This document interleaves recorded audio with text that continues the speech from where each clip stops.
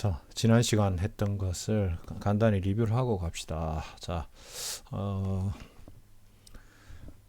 자동 제어란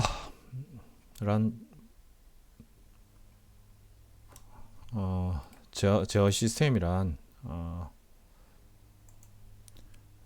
제어 시스템이란 어, 어떤 시스템을 얘기하는데, 이 시스템에 입력이 들어가면 어떤 출력이 나올 겁니다. 입력을 조절하면 해서 그렇게 해서 원하는 출력이 나오도록 하는 것이라는데, 자동이 들어갔습니다. 우리 과정명. 자동이라는 말은 뭘 인간이 관여하지 않고 시스템 지 혼자서 자동으로 목표한 어떤 동작을 하는 것, 즉 출력 목표값이 나오도록끔 입력을 자동적으로 만들어 주는 것. 자, 일단 여기에 제일 중요한 게 인간이 관여하지 않는다는 거죠. 네. 자, 이런 예를 들어봤습니다. 이런 경우는 물시계 같은 경우는 자, 색깔 좀 바꾸고, 자, 물시계 같은 경우는 요 부표에 의해서 여기 수위가 고정됨으로써 여기에서 떨어지는 수압을 일정하게 유지하겠다는 거고, 그래서 요 부표가 떠오르는 속도를 일정하게 유지해 가지고 여기 눈금에 나오는 값이 일정한 간격으로 올라갈 수 있도록 하겠다는 거죠. 그래서 현대과학으로 우리 현대의 어떤 테크니컬한 측면에서 보면은 좀 많이 터프한 그런 시스템이 되겠죠. 이쪽에는 뭡니까?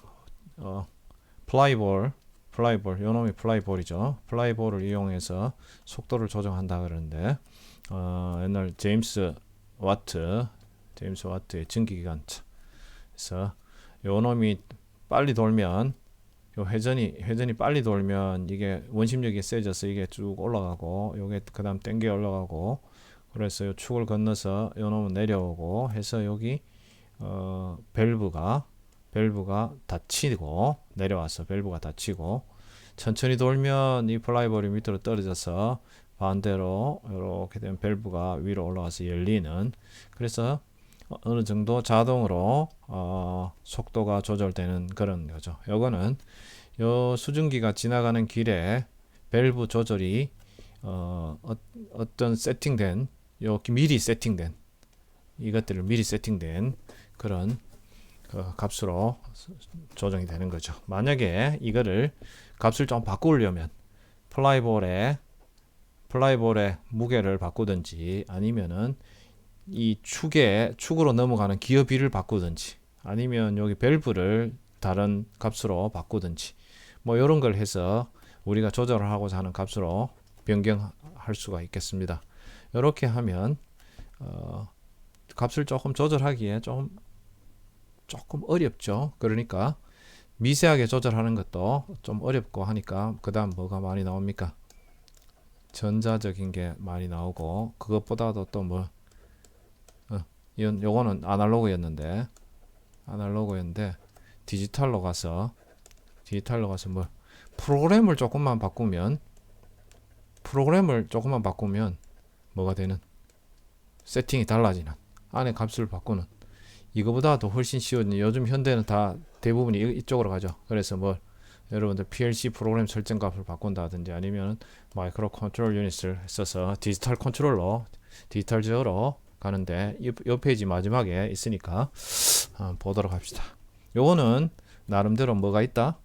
속도가 되돌아와서 영향을 미치니까 피드백이 있다 했고, 요거는 속도가 좀 빨라지더라도 그 빠른 걸 보상할 방법이 여기서는 없죠. 그래서 피드백이 없죠. 이거는 피드백이 없는, 그래서 오픈 루프라 했습니다. 이거는 피드백이 있으니까 닫혔다 해서 클로즈드 루프죠. 자, 이런 얘기 했었고, 다음에 넘어가도록 하죠. 자, 우리가 하게 되는 게 주파수 영역 해석 방법인데, 전달 함수라는 겁니다. 거예요. 요거를 앞으로 쓸 겁니다. GS 이렇게 하는 걸 많이 씁니다. 그냥 분수로 표현돼 가지고 뭐 나름 쉽게 해석이 됩니다. 시간 영역은 우리 과정에서 안 하도록 하겠습니다.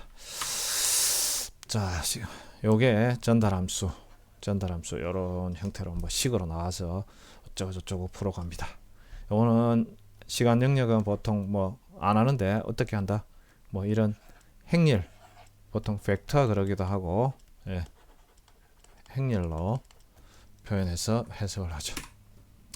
자, 이런 게 있었고, 자, 여기까지 이동하는데, 요 목표물까지 이동하는데, 요렇게 눈을 뜨고 가는 거, 눈을 감고 가면은 똑바로 갈 리가 없죠. 그래서 눈을 뜨고 가면은 꼬불꼬불거리면서라도 가는 거, 눈을 감고 가면은 가다 보면은 좀 방향이 틀어지죠. 우리가 다른 감각이 그렇게 뭐 좋지 않기 때문에 이거는 꼭 이렇게 생각하지 말고, 여러분 군대 생활 했는 분들은 그런 거 있죠. 어디 독도법 하죠. 독도 지도를 읽는 방법, 독서 할 때 독도. 그래서 산 넘고 물 건너 가지고 어디 지점까지 지도하고 나침판 들고 가라. 그랬을 때 직선으로만 이렇게 갈 수가 없죠. 실제로 이거는 산 넘고 물 건너에 있는 어떤 지점인데, 그러다 보면은 옆으로 돌아가야 될 때도 있고 물 건너기 위해서 얕은 데로 가야 될 때도 있고 해서 어떻게든 가라. 뭘 보고? 지도와 나침판을 어떤 정보를 통해서, 피드백을 통해서 가라. 이런 생각으로 보면 좋겠습니다. 지도와 나침판이 없이 어딜 가라 그러는 게 눈 감고 가는 거라고 생각할 수 있겠죠. 자, 뭐 용어들인데, 용어는 요 다음에 나오니까, 자동 제어 시스템 있으면 입력을 넣으면 실제 출력이 나온다. 입력은 목표 값이다. 우리가 설정하고자 하는 어떤 값이다. 여기에 그러면 목표값, 출력값, 입력, 출력, 이런 용어. 조작 양이죠. 이거는 추상적인 양이죠. 제어량, 조작 양, 제어 대상에다가 가하는 어떤 입력, 그 다음에 제어 대상에 나오는 출력. 자, 조작 양, 제어 대상이 뭐가 있습니다. 공조기가 있다. 난방 에어컨이 있다. 거기에 어떤 컴프레셔를 얼마나 돌렸다. 이런 해서 제어 대상에 해서 찬바람이 얼마나 나왔다. 이런 거. 자, 요소는 뭐다? 물건이 있는 하드웨어다 했습니다. 요소라고 되어 있는 거는. 그래서 제어하는 어떤 물건이겠죠. 에어컨 같은 거에다가 신호를 줍니다. 신호를 주면 그게 뭐 제어 요소는, 이 요소는 조작량을 제공하는 요소인데 뭐 계속 말이 뺑뺑이 돕니다만은, 요소는 뭐 영어로는 엘리먼트라 해야 되겠습니다만은 그거라 생각하지 말고 어떤 기계 장치, 부품 뭐 이런 거라고 생각하면 됩니다. 자, 그걸 제어 요소라고 하고, 거기에 주는 신호를 동작 신호라고. 그러면 거기에서 조작량이 나와서 찬바람이 얼마 나오고 해서 제어 대상 방 안의 공기가 어떻게 된다. 조작부, 조절부는 제어 요소를 이렇게 나누어서 보면은, 조절부는 보통 액추에이터라고 하는 부분이고, 그래서 뭐라 그럴까요? 뭐 전기적인 장치, 요런 보통 저전력에 좀 어떤 그런 거라면은, 조작부는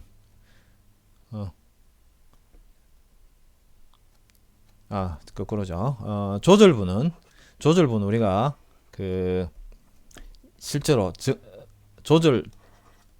조절이잖아요. 조절. 그러니까 어떤 전기 전자적인 장치고, 조작부는 예를 들면 실제로 공조기에 어떤 컴프레셔하고 이런 부분들 되겠죠. 그래서 여기에다가 나눠 생각하면, 동작 신호 위에 있던 동작 신호가 조절부에 들어가면 거기에서 큰 출력이 나와서 제어 입력이 돼서 제어 입력이 조작부에 들어가고, 그래서 결론은 찬바람이 얼마 나온다, 뜨신 바람이 얼마 나온다, 이렇게 됩니다.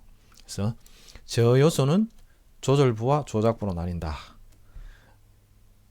제어 요소에다가는 동작 신호와 신호를 집어넣으면은 조작량이 나온다. 그러면 저 대상은 뭐 방 안의 공기 이렇게 되겠죠. 저 대상. 자, 이걸 다시 그려놨습니다. 개루프, 오픈루프는 피드백이 없는 거라고 했습니다. 그냥 입력이 들어가면 입력 변환해서 뭘로 동작 신호, 뭐 다른 신호로 정기적인 신호 이런 걸로 보통 많이 바뀝니다. 바뀌고 그 다음에 아까 했던 제어 요소 입력값이 목표값이 들어가서 동작 신호가 되고 그 다음에 여기 이렇게 되는데 여기 나오는 그 다음에 클로즈드 루프는 뭐가 있어야 된다. 센서를 통해서 피드백, 괴한 뭐 이런 용어를 많다고 했습니다. 피드백 번역하는데 뭐 번역을 여러 가지로 해가지고 귀한 되먹임 뭐 하여튼 용어가 막 골고루 쓰입니다. 그래서 요걸 갖고 와서 내가 설정했는 목표값하고 비교하는 부가 있다고 했습니다. 귀한 요소니까 하드웨어죠. 요소하고 비교부가 있다고 했습니다. 외라는 바깥에서 외부의 난동입니다.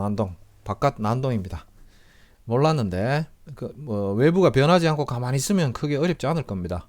배를 몰고 바다에 가는데 파도가 없다면 배가 가기 되게 수월하겠지만 파도가 여기서 한 통 치면 똑바로 가던 배가 옆으로 휘고 할 겁니다.